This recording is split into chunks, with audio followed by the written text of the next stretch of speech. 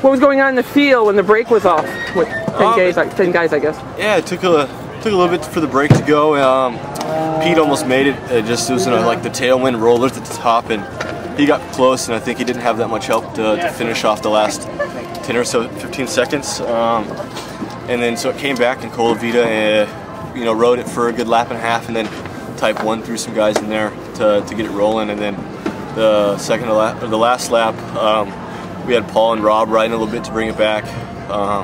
So they did a really good job to take the pressure off the whole team. Just two guys to really relax the rest of the team for the finish. Okay, and tell me about the finish. From my understand, the brake was caught in the last 5K, something like that? I think, 5-10K.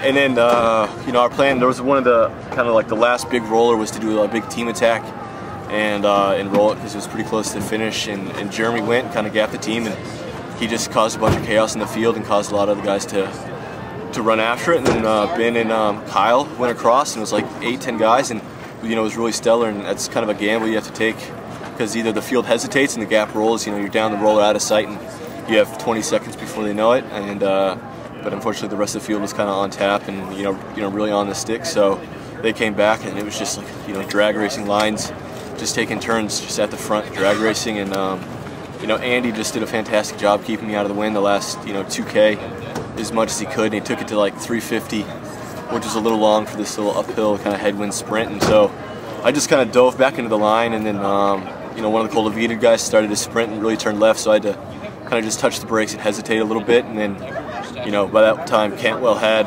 the bike and a half on me, and I just just started my sprint, hope for the best, and I just couldn't make it up. All right. And so tell me, you mentioned there was a headwind. What about the wind elsewhere on the course today? Was there? It was fast. It seemed like it was just like a cross tail, like the whole lap almost. And for the most part, the rollers and all the fast parts seemed like it was just kind of a cross tail, and then you don't notice really any wind through the feed zone hill and the top, and it was just really fast all day. I think on the computer it's an average of 26 miles an hour. So that is fast. Yeah, we were moving all day long. Thanks, Daniel. Thank you.